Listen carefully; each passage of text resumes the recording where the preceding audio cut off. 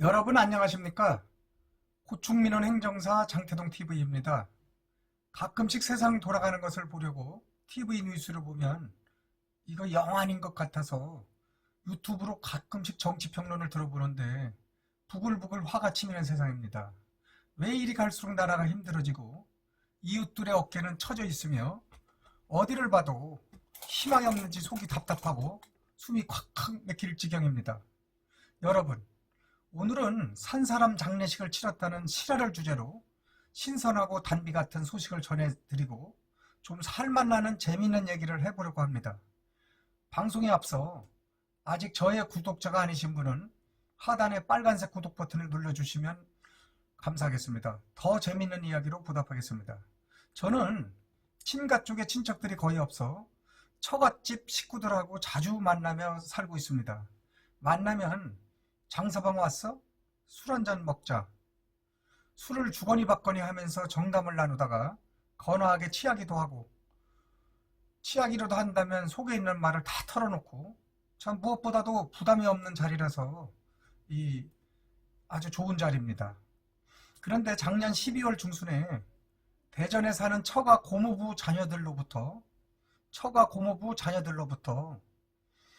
아버님 팔순잔치 겸 장례식을 치르겠다는 이상한 연락 문자를 보내왔습니다. 참 묘한 일입니다. 팔순녀는 뭐고 장례식은 뭔가? 혹시 고모라도 돌아가시려 한단 말인가? 이해할 수가 없어 무조건 대전의 둔산동으로 음식점으로 찾아갔습니다. 고즈넉하고 멋진 한식당이었습니다.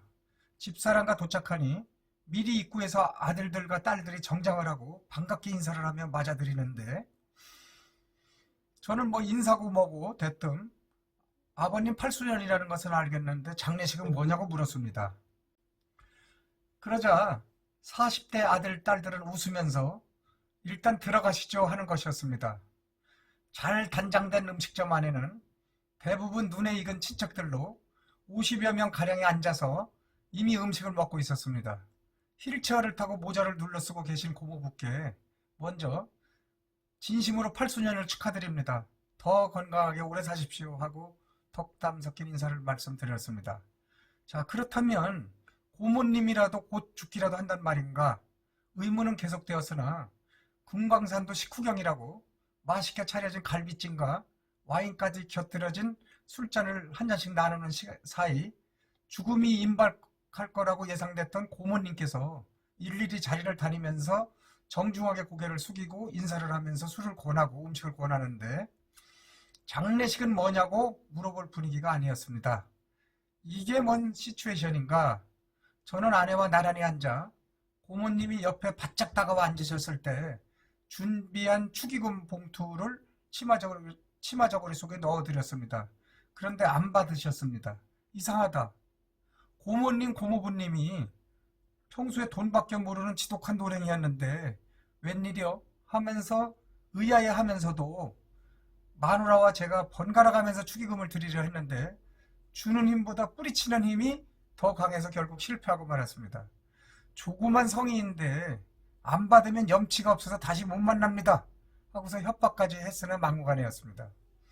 자, 좀 있다가 40대 후반의 장남이 자리마다 인사를 하면서 술을 한 잔씩 정중하게 권하는 것이었습니다. 그래서 옳거니 아들에게 축의금을 주면 되겠구나 하면서 양복 이쪽거리에 넣어주었더니, 마찬가지로 먼 길에 오신 것만 해도 고마운데 받을 수 없습니다. 아무리 주려고 용을 써도 대원군 세국정책 하듯이 완전히 철옹성이었습니다. 이 광경은 다른 가족들 자리에서도 그대로 목격되었습니다. 어떤 친척에게도 축의금을 받지 않았던 것입니다. 마침내 주인공 고모부가 일일이 휠체어를 타고 자리를 돌면서 조카들 또 친척들 얼굴을 자세히 보면서 한참씩 머무르며 애틋하게 이야기를 하였습니다. 먼 길 와줘서 고맙다. 나는 때가 돼서 갈 거지만 너희들 잘 살아라. 이렇게 죽기 전에 만나서 원이었구나. 깊게 눌러쓴 모자는 새하얘진 얼굴을 가리려고 고의적으로 쓴 것 같았습니다. 일일이 오랜 시간 작별 인사를 나누는 그런 대화였습니다. 그래서 저는 큰아들을 따로 로비로 불러냈습니다. 어떻게 된 거냐고. 큰아들은 아버지가 췌장암 말기로 진단서를 받았는데 많이 사셔야 3개월 시한부 선언을 받았다고 했습니다. 그리고 아버지가 며칠 전에 자식들을 불러 모아서 갔더니 아버지가 유언이라면서 나중에 내 장례식은 치르지 말자. 당일날 우리 식구 4명만 참여해서 간단히 화장이나 해서 산이나 강이나 니들이 편안한 곳에 뿌려달라 말씀하시면서 내가 살면서 여기저기 장례식장에 가보니 육개장 먹고 소주 한잔 먹고 자기 이름을 과시하는 조화들 보면서 오는 게 돌아오는 게 전부였다. 죽은 사람을 위한 장례식이 아니라 산 사람들에게 부잣돈 갖다 바치는 장례식. 그게 난 싫었단다. 이렇게 말하면서 나는 친한 사람이 죽어도 친구가 죽어도 장례식에 부잣돈이 부담이 돼서 못 오는 주변의 사람들을 많이 봤다. 왜 죽어서 평소 친하게 지냈던 사람에게 부담을 줘야 하느냐. 이번에 8순 생일이니 장례식도 앞당겨서 모두 끝내자. 그 대신 너희들이 내가 살아있을 때 마지막 베푸는 8수년이니 그동안 신세진 친지들을 불러 내가 쓸 장례식 비용으로 융숭하게 대접해달라. 축의금은 절대로 받아서는 안 된다. 이렇게 말씀을 하셨답니다. 또 아버지는 자식들에게 어릴 적 동네에 소문난 양곡창고를 여러 개 가진 큰 부자 어른이 있었는데 죽기 전에 유언으로 자식들에게 큰 소 두 마리를 잡아서 5일 동안 푸짐하게 잔치를 차리고 가난한 동네 사람들에게 실컷 먹게 해라. 또 쌀 5가마니를 풀어서 떡을 해서 온 동네 먹이고 남는 것은 집집마다 싸서 보내라. 대신 부잣돈은 일체 받지 말라. 이러한 유언을 남겼다며 자식들이 이것을 그대로 실행하여 온 동네 사람들이 소장집에 가서 푸짐하게 먹고 기쁜 장례식을 했다는 기억을 평생 간직해왔다고 말씀하셨습니다.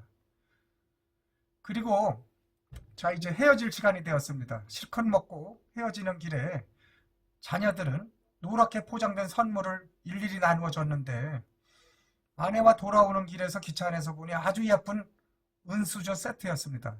그리고 그 안에 빨간 편지가 있었는데 저는 이렇게 살다가 결국 누구나 가야 할 길로 가게 되었습니다. 삶과 죽음은 한 발 차이입니다. 제가 살아있을 때 이웃보다 조금은 넉넉했는데도 얻어먹기만 하고 베풀지 못해 죄송합니다. 저의 장례식은 오늘입니다. 더 이상 장례식은 없습니다.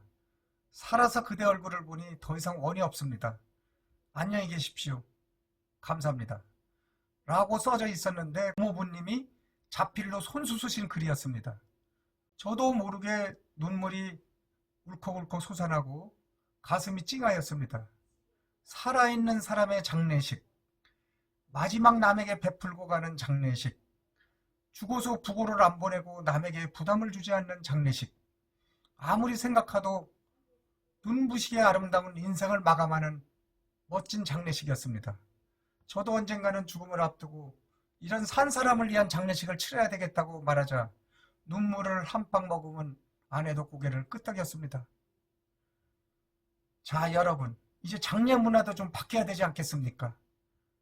산 사람을 위한 장례식이 돼서는 안 될 것이고 살아서 치르는 장례식이 되면 어떨까? 제가 이렇게 한번 생각해 봤습니다. 여기까지 경청해 주셔서 대단히 감사합니다. 안녕히 계십시오.